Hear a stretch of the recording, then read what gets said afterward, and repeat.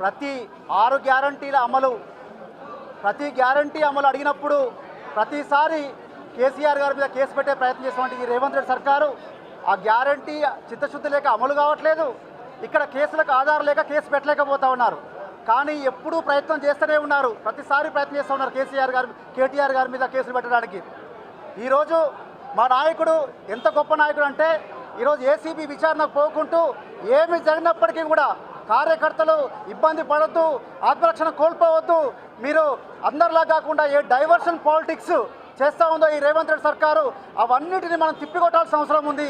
కేవలం కేసులు అనేది ప్రజా అయితే రైతు భరోసాను డైవర్ట్ చేయడానికి మాత్రం మీరు చేస్తూ ఉన్నారు. కాబట్టి మీరందరూ కూడా రైతు భరోసా మీద ప్రతి రైతు వెనకాల ఉండాలి. ప్రతి రైతు కోసం మనం కష్టపడి వారి యొక్క ఏవైతే వాళ్ళకి గ్యారంటీలు అమలు చేయాలో అమలు కోసం ప్రయత్నం చేయాలని చెప్పినటువంటి గొప్ప నాయకుడు కేటీఆర్ గారు. మీరు గతంలో రేవంత్ రెడ్డి గారు అరెస్ట్ చేసినప్పుడు విచారణకు పిలిచినప్పుడు తొడలు కొట్టడము, మీసాలు మెలేయడము ఇలాంటి చేస్తూ ఉండే. కానీ ఈ తెలంగాణ కోసం పరితపించేటువంటి ఈ కేటీఆర్ గారు ఆ రకంగా మాట్లాడుకుంటా చిరునవ్వుతో ఇవన్నీ మనం ఎప్పుడో ఎక్స్పెక్ట్ చేసినాం. రేవంత్ రెడ్డి గారు ప్రభుత్వంలో ఎప్పుడైతే ఏర్పాటు చేసిరో, ప్రమాణ స్వీకారం ఎప్పుడైతే చేసిరో ఆనాడే ఒక మాట చెప్పారు, కేసీఆర్ గారు ఆనవాళ్ళు లేకుండా చేస్తాను, కేసీఆర్ గారు కుటుంబ ఆనవాళ్ళు లేకుండా చేస్తాను. దాంట్లో భాగంగానే ఈరోజు కాళేశ్వరం చూస్తే కేసీఆర్ గారు గుర్తొస్తున్నారు కాబట్టి దాని మీద నిందలు వేసే ప్రయత్నాలు చేస్తూ ఉన్నారు. ఈరోజు తెలంగాణ విగ్రహంలో బతుకమ్మ చూస్తే కవిత గారు గుర్తొస్తున్నారు కాబట్టి ఆ బతుకమ్మనే లేకుండా చేశారు. ఈరోజు హైదరాబాద్ అభివృద్ధి చూస్తే, ఐటీ ఎగుమతులను చూస్తే కేటీఆర్ గారు గుర్తొస్తున్నారు కాబట్టి హైదరాబాద్ బ్రాండ్ ఇమేజ్ పడగొట్టే విధంగా చేస్తూ ఉన్నారు. అందులో భాగంగానే ఈరోజు ఫార్ములా ఏదైతే ఈ రేస్ని కూడా రద్దు చేయడం జరిగింది. దాంట్లో తప్పు పట్టినటువంటి హైదరాబాద్ మేధావర్గం, తెలంగాణ మేధావర్గం ఈరోజు మీరు చేయడం తప్పు అంటే దాన్ని డైవర్ట్ చేయడం కోసం గతంలో జరిగింది, ఈ రకంగా జరిగింది కాబట్టి ప్రొసీజర్లో ప్రాబ్లం జరిగింది కాబట్టి అవినీతి నిరోధక శాఖ అని చెప్పి ఈరోజు కేటీఆర్ గారి మీద అక్రమ కేసులు బనాయిస్తూ ఉన్నారు.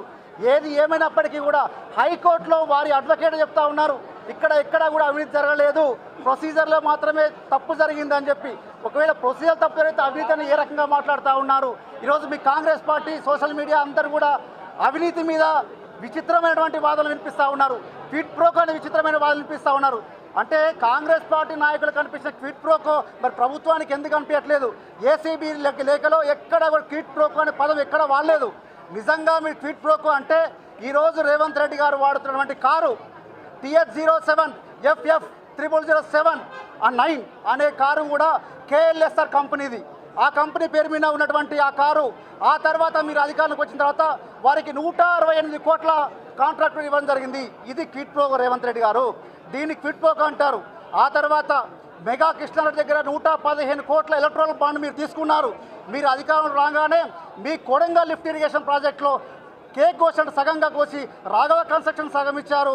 అదేవిధంగా ఈరోజు మెగా కృష్ణారెడ్డి సగం ఇస్తూ ఉన్నారు. రేపు కోట్ల పోచమ్మ సాగర్లో కూడా సగం ఇచ్చడానికి అవకాశాలు ఉన్నాయి. ఈ రకంగా చేయడానికి క్విడ్ ప్రోకో అంటారు తప్ప నిజంగా తెలంగాణ కోసం, తెలంగాణ ఆకాంక్షల కోసం, తెలంగాణ ప్రగతి కోసం, తెలంగాణ ప్రజలు, రైతులు బాగుపడాలని ఏదైతే చేస్తా ఉన్నో దీన్ని క్విడ్ ప్రోకో అన్నారు. దయచేసి ఇప్పటికైనా మానుకుంటే బాగుంటుంది. రాబోయే రోజుల్లో ఇదే రకం కంటిన్యూ ఇస్తే మాత్రం మా నాయకత్వం అందరూ కూడా మా యొక్క కార్యకర్తలు అందరూ కూడా ఏ రకంగా తిప్పుకొట్టాలో ఆ రకంగా తిప్పుకొడతాం, కబడతారని చెప్పి హెచ్చరిస్తూ ఉన్నాం.